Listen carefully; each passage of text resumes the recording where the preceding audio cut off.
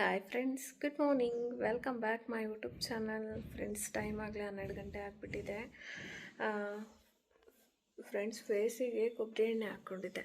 ನಿನ್ನೆ ಸ್ಕ್ಯಾನಿಂಗ್ ಅಂದ್ಬಿಟ್ಟು ಹಾಸ್ಪಿಟ್ಲಿಗೆ ಹೋಗಿದ್ದೆ. ಫೇಸು ಲಿಪ್ಪು ಎಲ್ಲ ಡ್ರೈ ಆಗ್ತಿದೆ ಅಂತ ಅಂದಿದ್ದಕ್ಕೆ ಕೊಬ್ಬರಿ ಎಣ್ಣೆ ಹಾಕೋ, ಡೇಯಲ್ಲಿ 1 ಟೈಮ್ ಕೊಬ್ಬರಿ ಎಣ್ಣೆ ಹಾಕಿ ವಾಶ್ ಮಾಡು ಅಂತ ಹೇಳಿದರು ಡಾಕ್ಟ್ರು.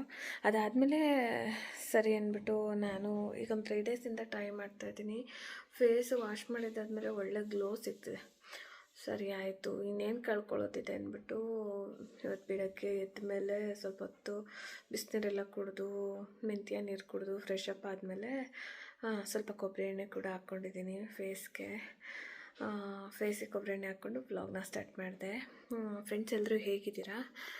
ಚೆನ್ನಾಗಿದ್ದೀರಾ ಅಂತ ಅಂದ್ಕೊತಾ, ಯಾರೆಲ್ಲ ಚಾನಲ್ನ ಸಬ್ಸ್ಕ್ರೈಬ್ ಮಾಡ್ತೀರಾ ನೋಡ್ತಿದ್ದೀರಾ, ಪ್ಲೀಸ್ ಸಬ್ಸ್ಕ್ರೈಬ್ ಮಾಡ್ಕೊಳ್ಳಿ. ಅಲ್ಲಿ ಬರುವ ಬೆಲ್ಲೈಕನ್ ಕೂಡ ಕ್ಲಿಕ್ ಮಾಡಿ, ಆಯಿತಾ? ಇವತ್ತಿನ ವ್ಲಾಗು 12 ಗಂಟೆಯಿಂದ ಸ್ಟಾರ್ಟ್ ಮಾಡ್ತಾಯಿದ್ದೀನಿ. ಫ್ರೆಂಡ್ಸ್, ಇವತ್ತು ಮನೆಯೆಲ್ಲ ಕ್ಲೀನ್ ಮಾಡಿ ಮನೆ ಹುಡುಕ್ಲಿಕ್ಕೆ ಹೋಗಬೇಕು. ಕೇಳ್ಬೋದು, ಯಾಕೆ ಕಾವ್ಯ ಮನೆಗೆ ಬಂದಿದ್ದು 6 ತಿಂಗಳಾಗಿಲ್ಲ, ಮತ್ತೆ ಮನೆ ಖಾಲಿ ಮಾಡಬೇಕು ಅಂತ, ಮನೆ ಹುಡುಕ್ಬೇಕು ಅಂತಿದ್ದೀರಾ ಅಂತ. ಇಲ್ಲ, ನನಗೆ ನಂದಿ ಬಾಗಿಲು ಮನೆ ಅವತ್ತು ಶಾಸ್ತ್ರದಲ್ಲಿ ಕೇಳಿದಾಗ ಬರುತ್ತೆ ಅಂತ ಹೇಳಿದರು. ಬಟ್ ನಮಗೇನೋ ಇಲ್ಲಿ ತುಂಬ ತಳಮಳ ಜಾಸ್ತಿ ಆಗ್ತಾಯಿಲ್ಲ ನಮ್ಮ ಕೈಯಲ್ಲಿ ಇಲ್ಲಿರೋಕ್ಕೆ. ನಂದಿ ಬಾಗಿಲು ಮನೆ ಮತ್ತು ಇನ್ನೊಂದು ಕಡೆ ಕೇಳಿದ್ಕೆ ನಿಮಗೆ ನಂದಿ ಬಾಗಿಲು ಮನೆ ಬರಲ್ಲ ಅಂತ ಹೇಳಿದ್ರು. ಸರಿ, ಇನ್ನೂ ಬರಲ್ಲ ಅಂತ ಗೊತ್ತಿದ ಮೇಲೂ ಇಲ್ಲಿರೋದು ಅಷ್ಟೊಂದು ಚೆನ್ನಾಗಿರಲ್ಲ ಅಂತ ಅನ್ನಿಸ್ತು. ಅದರಿಂದ ಮನೆ ಖಾಲಿ ಮಾಡ್ಕೊತಾ ಇದ್ದೀನಿ. ಖಾಲಿ ಮಾಡಬೇಕು. ಮನೆಗಳೇ ಹುಡ್ಕೋದೆ ದೊಡ್ಡ ಕೆಲಸ ಆಗಿಬಿಟ್ಟಿದೆ ಫ್ರೆಂಡ್ಸ್. ಡಿಮ್ಯಾಂಡ್ ಆಗಿಬಿಟ್ಟಿದೆ ಮನೆಗಳಿಗೆ. ನೆನ್ನೆ ಎಲ್ಲ ಮನೆ ಹುಡ್ಕೋದು, ಅದೇನು ವೀಡಿಯೋಸ್ ನಾನೇನು ತೊಗೊಂಡಿಲ್ಲ. ಒಂದು ಮನೆ ಫಿಕ್ಸ್ ಆದಮೇಲೆ ಈ ಮನೆ ಅಂತ ವೀಡಿಯೋಸ್ ತೊಗೊಳ್ಳೋಣ, ಸುಮ್ಮನೆ ಎಲ್ಲ ಕಡೆ ಏನಕ್ಕೆ ತೊಗೊಳ್ಳೋದು ಅಂದ್ಬಿಟ್ಟು ನನಗೆ ಸೆಟ್ ಆಗೋ ಥರ ಮನೆಗಳೇ ಸಿಗ್ತಾಯಿಲ್ಲ. ಏನೂ ಮಾಡೋಕ್ಕಾಗಲ್ಲ. ಆ ಥರ ಬಿದ್ದು ಮನೆಗೆ ಬಂದರೆ ಇವೆಲ್ಲ ಅನುಭವಿಸ್ಬೇಕಾಗತ್ತೆ. ಸರಿ ಅಂದ್ಬಿಟ್ಟು ಇವತ್ತು ಅಪ್ಪು ಕೂಡ ಡ್ಯೂಟಿಗೆ ಹೋಗಿದ್ದಾರೆ. ಮನೆ ಸ್ವಲ್ಪ ಕ್ಲೀನ್ ಮಾಡಿಕೊಂಡು ನೆನ್ನೆ ವಾಶ್ ಮಾಡಿರೋ ಬಟ್ಟೆಗಳಿದೆ, ಅದು ಕೂಡ ಕೋಲ್ಡ್ ಮಾಡಿಟ್ಬಿಟ್ಟು ಅಡುಗೆ ಮಾಡ್ಕೋಬೇಕು.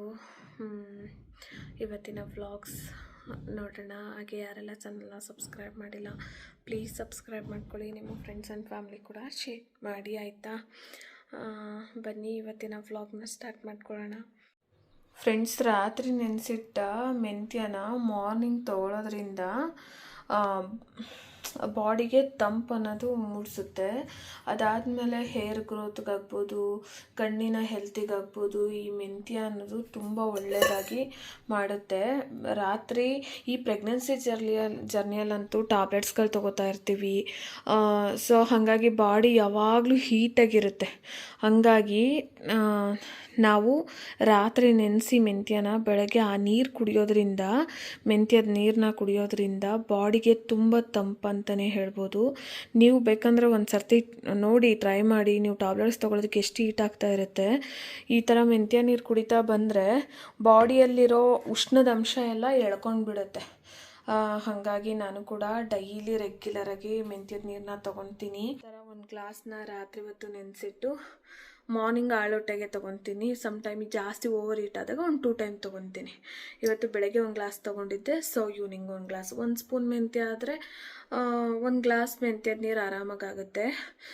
ಬಾಡಿಗೆ ತುಂಬ ತಂಪು ಅನಿಸುತ್ತೆ. ನೋಡಿ, ನನ್ನ ಸ್ಕಿನ್ ಫುಲ್ಲು ಡ್ರೈ ಆಗ್ತಿತ್ತಲ್ಲ, ಅದಕ್ಕೆಲ್ಲ ಇದು ಬೆಸ್ಟ್ ಸೊಲ್ಯೂಷನ್ ಅಂತಲೇ ಹೇಳ್ಬೋದು. ಪ್ರೆಗ್ನೆನ್ಸಿಯಲ್ಲಿರೋರ್ಗಂತೂ ಇನ್ನೂ ಒಳ್ಳೆಯದು. ನಾರ್ಮಲಾಗೂ ತೊಗೋಬೋದು. ಹೆಲ್ತಿಗೆ ಇದು ತುಂಬ ಒಳ್ಳೆಯದಾಗಿರುತ್ತೆ.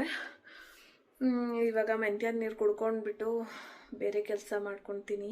ರಾತ್ರಿ ನೆನೆಸಿಟ್ಟ ಮೆಂತ್ಯ ಕಾಳನ್ನ ಏನು ವೇಸ್ಟ್ ಆಗಲ್ಲ ಫ್ರೆಂಡ್ಸ್. ನಮಗೆ ಅಂದರೆ ನೀರನ್ನ ಕುಡಿದ್ಬಿಟ್ಟು ಮೆಂತ್ಯ ಉಳಿಸ್ತೀವಲ್ವ, ಆ ಮೆಂತ್ಯ ಏನು ನಮಗೆ ವೇಸ್ಟ್ ಆಗಲ್ಲ. ಈ ಥರ ಎತ್ತಿಟ್ಕೊಂಡ್ಬಿಟ್ಟು ಒಂದು ಕಡೆ ಫ್ಯಾನ್ ಗಾಳಿಯಲ್ಲಿ ಆರಿಸಿ ಸೈಡಲ್ಲಿ ಇಟ್ಕೊಂಡ್ರೆ, ಮನೆ ಬಾಗಿಲಲ್ಲಿ ಬಿಸಿಲಿದ್ರೆ ಬಿಸಿಲಲ್ಲಿ ಬೇಕಾದರೂ ಇಟ್ಕೋಬೋದು. ನಾನು ಇಲ್ಲಿ ಬ್ಯಾಂಗ್ಳೂರಲ್ಲಿ ಬಿಸಿಲು ಹುಡ್ಕೋದು ತುಂಬ ಕಷ್ಟ. ನಮ್ಮನೆ ಹತ್ರ ಬಿಸಿಲೇ ಬರಲ್ಲ. ಹಂಗಿರೋದ್ರಿಂದ ನಾನು ಲೈಕ್ ಇದು ನೋಡಿ, ನೆನ್ನೆ ನಾನು ನೆನೆಸಿ ಅದ್ರದ್ದು ಜ್ಯೂಸ್ ಮಾತ್ರ ಎತ್ಕೊಂಡು ಮತ್ತು ಕಾಳು ಮಾತ್ರ ಹಂಗೆ ಆರಿಸಿದ್ದೀನಿ. ಇದು ಇವತ್ತಿಂದು. ಇದನ್ನು ನಾನು ಹಂಗೆ ಫ್ಯಾನ್ಗಳಲ್ಲಿ ಆರಿಸಿಟ್ಕೊತೀನಿ. ರಾಗಿ ಮಿಷಿನ್ಗೆ ಹಾಕೋ ಟೈಮ್ನಲ್ಲಿ ರಾಗಿ ಒಳಗೆ ಹಾಕ್ಕೊಂಡ್ರು ಚೆನ್ನಾಗಿರುತ್ತೆ. ದೋಸೆ ಮಾಡೋ ಟೈಮ್ನಲ್ಲಿ ದೋಸೆಗೆ ನೆನೆಸ್ಬೇಕಾದ್ರೆ ಜೊತೆಗೆ ನೆನೆಸಿದ್ರೆ ಬಾಡಿಗೆ ತಂಪು ಕೂಡ ಇರುತ್ತೆ. ರಾಗಿ ಜೊತೆಯಲ್ಲೂ ಕೂಡ ಬೀಸಿಸ್ಬೋದು. ಮತ್ತು ಗೋಧಿ ಅಂದರೆ ಗೋಧಿ ಹಿಟ್ಟು ಮಾಡ್ಕೊತೀವಲ್ವ ನಾವು ಚಪಾತಿಗೆ, ಅದ್ರ ಜೊತೆ ಹಾಕಿ ಗೋಧಿ ಜೊತೆ ಕೂಡ ಬೀಸಿಸ್ಕೋಬೋದು. ಬಾಡಿಗೆ ಅದು ಹೀಟ್ ಇರುತ್ತೆ, ಇದು ತಂಪಿರುತ್ತೆ, ಚಪಾತಿ ಕೂಡ ಸ್ಮೂತಾಗಿ ಚೆನ್ನಾಗಿ ಬರ್ತವೆ. ಹಾಗಾಗಿ ನಾನೇನು ಇದನ್ನೆಲ್ಲ ವೇಸ್ಟ್ ಮಾಡಲ್ಲ. ಬೇಕಂದರೆ ನೀವು ಒಂದು ಸರ್ತಿ ನೋಡಿ, ಬಾಡಿಗೂ ಕೂಡ ತಂಪು. ಯಾವುದೇ ವಸ್ತು ಕೂಡ ಬೆಂಗಳೂರಲ್ಲಿ ವೇಸ್ಟ್ ಮಾಡೋಕ್ಕಾಗಲ್ಲ ಫ್ರೆಂಡ್ಸ್, ಯಾಕಂದರೆ ಎಲ್ಲನೂ ಕೊಂಡು ತಿನ್ನೋದ್ರಿಂದ ಯಾವ ವಸ್ತು ಕೂಡ ವೇಸ್ಟ್ ಮಾಡಲ್ಲ. ಆಲ್ಮೋಸ್ಟಾಗಿ ನಾನು ಏನು ವೇಸ್ಟ್ ಮಾಡೋಕ್ಕೋಗಲ್ಲ, ಎಲ್ಲನೂ ಉಪಯೋಗಕ್ಕೆ ಬರುತ್ತೆ. ಒಂದು ಕಡ್ಡಿ ಕೂಡ ಉಪಯೋಗಕ್ಕೆ ಬರುತ್ತೆ ಅಂತ ಹೇಳ್ತಾರೆ ದೊಡ್ಡವರು. ಹಾಗೆ ಈ ಥರ ಗಾಳಿಗೆ ಫ್ಯಾನ್ ಯಾವಾಗೂ ಹಾಕಿರ್ತೀನಲ್ವ, ಫ್ಯಾನ್ ಗಾಳಿಗೆ ಹಾಕಿಟ್ರೆ ಆರ್ಕೊಳ್ಳುತ್ತೆ. ಈ ಮೆಂತ್ಯ ಕಾಳಿಂದ ಫ್ರೆಂಡ್ಸ್ ಎಷ್ಟೆಲ್ಲ ಉಪಯೋಗ ಅಂದರೆ ತುಂಬ ಉಪಯೋಗ ಇದೆ.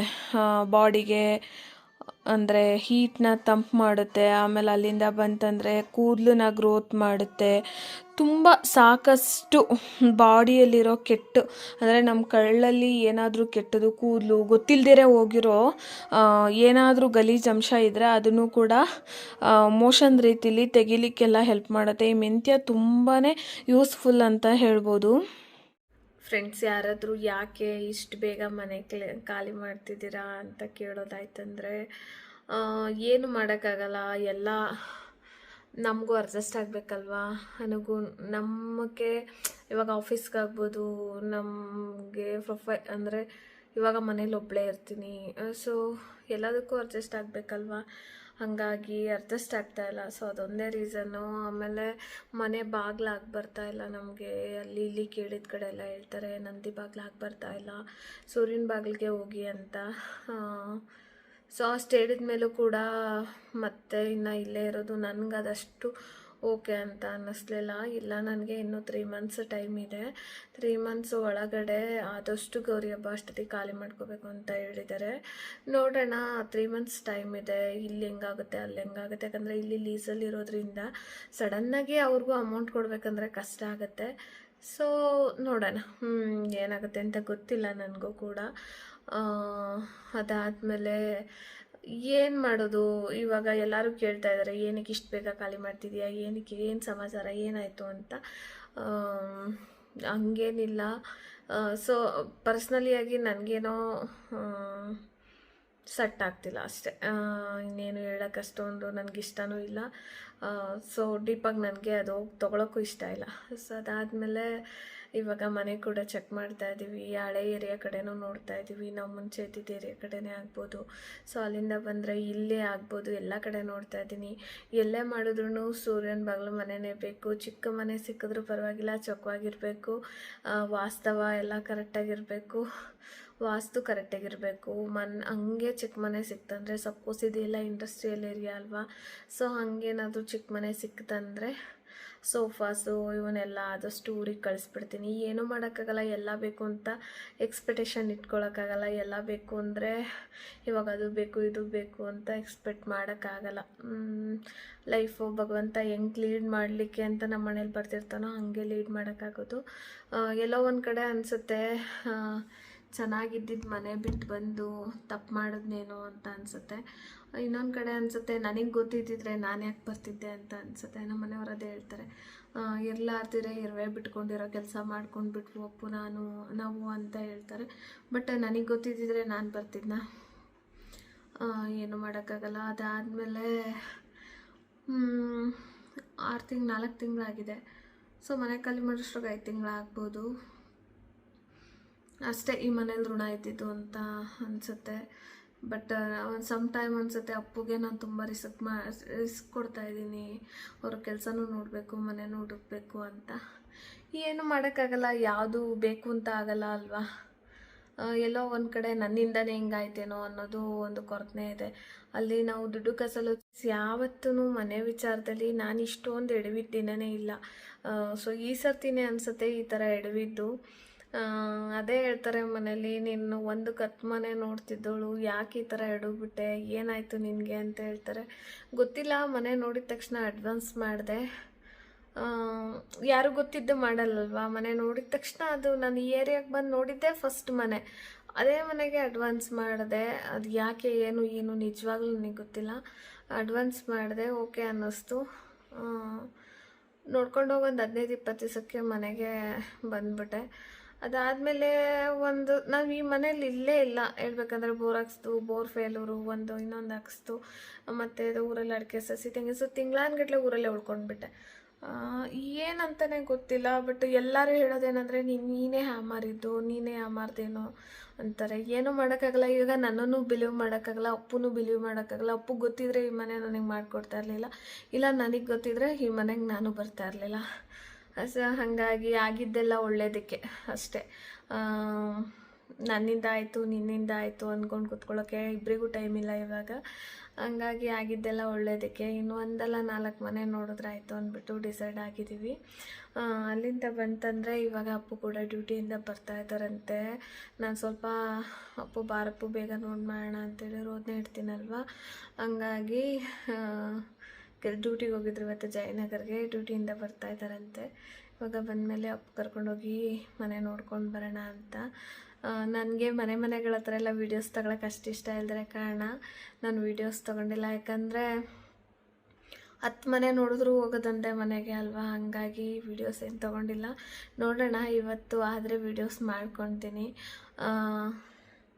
ಚಾರ್ವಿ ಮಲ್ಕೊಂಡೈತೆ ಪಾಪ, ಅದು ಊಟ ಮಾಡಲ್ಲ ಫ್ರೆಂಡ್ಸ್. ನಾನೇ ತಿನ್ನಿಸ್ಬೇಕು, ನಾನೇ ತಿನ್ನಿಸ್ಕೊಂಡು ಕುತ್ಕೊಳ್ಳೋಕ್ಕಾಗತ್ತಾ ಅವಳಿಗೆ, ನಾನೇ ತಿನ್ನಿಸ್ಬೇಕು. ಅದೊಂದು ದೊಡ್ಡ ತಲೆನೋವಾಗ್ಬಿಟ್ಟಿದೆ. ಆಮೇಲೆ ಪ್ಲೀಸ್ ಫ್ರೆಂಡ್ಸ್, ಇದೊಂದು ರಿಕ್ವೆಸ್ಟ್ ಅಂತ ಅಂದ್ಕೊಳ್ಳಿ. ನಿಮ್ಮ ಫ್ರೆಂಡ್ಸ್ ಆ್ಯಂಡ್ ಫ್ಯಾಮ್ಲಿಗೆ ನನ್ನ ಚಾನಲ್ ಲಿಂಕ್ನ ಶೇರ್ ಮಾಡಿ, ಸಬ್ಸ್ಕ್ರೈಬ್ ಮಾಡ್ಕೊಳ್ಳಿ ಕೇಳಿ, ಸಪೋರ್ಟ್ ಮಾಡಿ. ಎಲ್ಲರಿಗೂ ಒಂದು ಆಸೆ ಅನ್ನೋದಿರುತ್ತೆ ಯೂಟ್ಯೂಬಲ್ಲಿ ಬೆಳಿಬೇಕು ಅಂತ. ಅದೇ ರೀತಿ ನನಗೂ ಕೂಡ ಆಸೆ ಇದೆ ಯೂಟ್ಯೂಬಲ್ಲಿ ಬೆಳಿಬೇಕಂತ. ಚಾನಲ್ನ ಸಬ್ಸ್ಕ್ರೈಬ್ ಮಾಡ್ಕೊಂಡು ನೋಡಿ. ನಂದು ವಾಚ್ ಅವರ್ಸ್ ಕಂಪ್ಲೀಟ್ ಆಗಿಲ್ಲ, ವಾಚ್ ಅವರ್ಸ್ ಕಂಪ್ಲೀಟ್ ಆಗಬೇಕು. ನನ್ನ ವಿಡಿಯೋ ಫುಲ್ಲಾಗಿ ನೋಡಿ ಆಯಿತಾ. ಇವತ್ತಿನ ವಿಡಿಯೋ ಕಂಟಿನ್ಯೂ ಮಾಡ್ತೀನಿ ಆಯಿತಾ. ಬನ್ನಿ ನೋಡೋಣ. ಫ್ರೆಂಡ್ಸ್, ಅಪ್ಪು ಬಂದಮೇಲೆ ಮನೆ ನೋಡ್ಲಿಕ್ಕಂತ ಹೋದ್ವಿ. ಒಂದಲ್ಲ ಎರಡಲ್ಲ ಸಾಕಷ್ಟು ಮನೆಗಳನ್ನ ನೋಡ್ಕೊತಾ ಹೋಗಿದ್ದೀವಿ. 4 ಗಂಟೆಗೆ ಹೋಗಿದ್ದಕ್ಕೆ 6 ಗಂಟೆಗೆ ಮನೆಗೆ ಬಂದು ಮಳೆಯಲ್ಲಿ ನೆನ್ಕೊಂಡು ಸಿಕ್ಕಾಪಟ್ಟೆ ಮನೆಗಳನ್ನ ನೋಡಿದ್ವು. ಅಷ್ಟು ಮನೆ ನೋಡಿದ್ದಕ್ಕೆ 2 ಮನೆ ಓಕೆ ಆಗಿತ್ತು. 2 ಮನೆಯಲ್ಲಿ ಅವರು ಸಾಯಂಕಾಲ ಕಾಲ್ ಮಾಡ್ತೀವಿ ಅಂತ ಹೇಳಿದರು. ಏನಂದರೆ ಆಯಿತು ಮನೆ ಕೊಡೋಕೆ ರೆಡಿ ಅಂತೆ, ಸಿಂಗಲ್ ಬೆಡ್ರೂಮ್ 10,000 ಬಾಡಿಗೆ ಮನೆ ಕೊಡೋಕೆ ರೆಡಿ ಅಂತೆ. ಆ ಮನೆ ನಂಗೆ ತುಂಬ ಇಷ್ಟ ಆಗಿತ್ತು. ಮನೆ ಕೊಡೋಕೆ ರೆಡಿ ಅಂತೆ, ಪೆಟ್ ಇರಬಾರ್ದಂತೆ. ಹಂಗಂತ ಇವ್ರು ಮನೆ ಕೊಡ್ತಾರೆ ಅಂದ್ಬಿಟ್ಟು ನಾವು ರೋಡಲ್ಲಿ ಬಿಡೋಕ್ಕಾಗತ್ತಾ ನಮ್ಮ ಚಾರ್ವಿನ? ಮಗುಗಿಂತ ಹೆಚ್ಚಾಗಿ ನಾವು ಸಾಕಿರೋದು.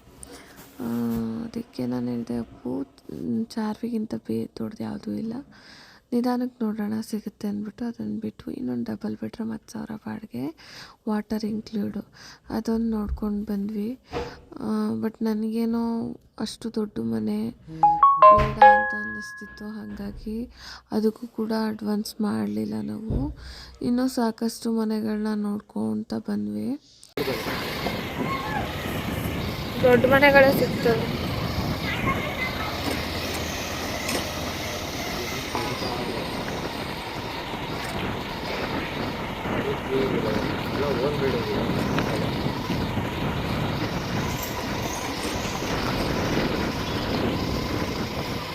ಎಲ್ಲ ಹೊಸ ಬಿಲ್ಡಿಂಗ್ಗಳಲ್ಲಪ್ಪ ಇಲ್ಲಿ.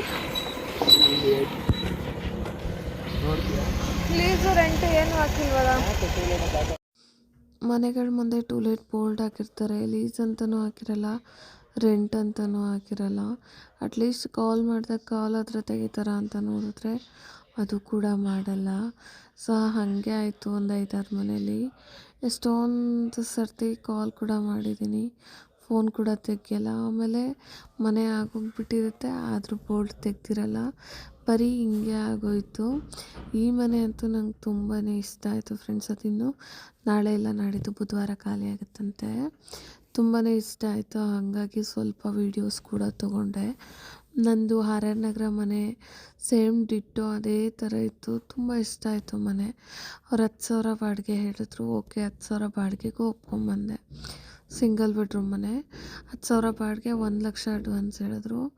ಓಕೆ ಅಂತ ಅದಕ್ಕೂ ಒಪ್ಕೊಂಡ್ವಿ. ಬಟ್ ಅವರು ಪೆಟ್ಟಿದೆ ಅಂದ ತಕ್ಷಣ ಅವರೇನೋ ನಾಳೆ ಕಾಲ್ ಮಾಡ್ತೀನಿ ಅಂದರು. ಏನೂ ಮಾಡೋಕ್ಕಾಗಲ್ಲ, ಅವ್ರಿಗೆ ಪೆಟ್ಟಂದರೆ ಇಷ್ಟ ಇಲ್ಲ, ನಮಗೆ ಅದನ್ನು ಬಿಟ್ಟಿರೋಕ್ಕಾಗಲ್ಲ. ಸೊ ಇಷ್ಟೇ. ಹಂಗಾಗಿ ಸೀರಿಯಸ್ಸಾಗೆ ಈ ಮಳೆಯಲ್ಲಿ, ಈ ಚಳಿಲಿ, ಇಷ್ಟು ಗಾಡೀಲಿ ಅಪ್ಪ ಮನೆ ಹುಡ್ಕೋದಿದೆಯಲ್ಲ ದೊಡ್ಡ ರಗಳೆ ಅಂತಲೇ ಹೇಳ್ಬೋದು. ಆ, ಇವತ್ತು ಮನೆ ನೋಡಲಿಕ್ಕೆ ಅಂತ ಅಪ್ಪು ಬಂದಮೇಲೆ ಹೋಗಿದ್ವು. ಒಂದೆರಡು ಮನೆ ನೋಡಿದ್ವು ಫ್ರೆಂಡ್ಸ್. ನಿಜವಾಗ್ಲೂ ಯಪ್ಪ ದೇವ್ರೆ, ಒಳ್ಳೆ ಮನೆ ಖಾಲಿ ಮಾಡ್ಕೊಂಬಂದು ಹಿಂಗೆ ಈ ಥರ ತಗ್ಲಾಕೊಂಬಿಟ್ಟಾಗ ಹಿಂಸೆ ಆಗೋಗ್ಬಿಡುತ್ತೆ, ನರಕ ಅಂತ ಅನಿಸುತ್ತೆ. ಓಕೆ, ಒಂದು ಡಬಲ್ ಬೆಡ್ರೂಮ್ ನೋಡಿದ್ವು, 10,000 ರೆಂಟು. ಇನ್ನೊಂದು ಸಿಂಗಲ್ ಬೆಡ್ರೂಮ್ ನೋಡಿದ್ವು. ನನಗೆ ಆ ಮನೆ ತುಂಬ ಇಷ್ಟ ಆಯಿತು. ವೀಡಿಯೋದಲ್ಲಿ ಮೆನ್ಷನ್ ಮಾಡ್ತೀನಿ ನೋಡಿ, ತುಂಬ ಇಷ್ಟ ಆಯಿತು. ಬಟ್ ನೋಡಬೇಕು, ಅದಕ್ಕೇನೋ 3 ಜನ ನೋಡ್ಕೊಂಡು ಹೋಗಿದ್ದಾರಂತೆ. ಮನೆ ಸಕ್ಕತ್ತಾಗಿದೆ ಮನೆ. 10,000 ಕೊಡೋದೇನದು ಜಾಸ್ತಿ ಅಂತ ಅನ್ನಿಸ್ಲಿಲ್ಲ. ಯಾರಿಗಾಗುತ್ತೋ ಅವ್ರು ಮಾಡಿಕೊಡಿ ಅಂತ ಹೇಳಿದ್ರು. ಕಾರ್ ಪಾರ್ಕಿಂಗ್ ಎಲ್ಲ ಚೆನ್ನಾಗೈತೆ. ನನಗಿದೆಲ್ಲ ಒಂದು ಒಳ್ಳೆ ಎಕ್ಸ್ಪೀರಿಯೆನ್ಸ್ ಅಂತಲೇ ಹೇಳ್ಬೋದು. ನಾನು ಇಷ್ಟು ಸಫರ್ ಯಾವತ್ತೂ ಬಿಡಲಿಲ್ಲ. ನಿಜವಾಗ್ಲೂ ನನ್ನ ಮದುವೆ ಆಗಿ 10 ವರ್ಷ ಆಯಿತು. 10 ವರ್ಷದಿಂದ ಒಂದು 4-5 ಮನೆ ಖಾಲಿ ಮಾಡಿ 4 ಮನೆ ಖಾಲಿ ಮಾಡಿದಂಗೆ ಆಗುತ್ತೆ. ಇದು ಮಾಡಿದ್ರೆ ಒಂದು ಸರ್ತಿ ಕೂಡ ನಾನು ಇಷ್ಟು ಮನೆ ಹುಡುಕಿಲ್ಲ, ಇಷ್ಟು ಸಫರ್ ಬಿದ್ದಿಲ್ಲ. ಬಟ್ ನನಗೆ ಇವೆಲ್ಲ ಪಾಠ. ನಾನೇನು ಕಲ್ತಿರ್ಲಿಲ್ವೋ ಅದನ್ನೆಲ್ಲ ನಾನು ಇವಾಗ ಕಲಿತಾ ಇದ್ದೀನಿ.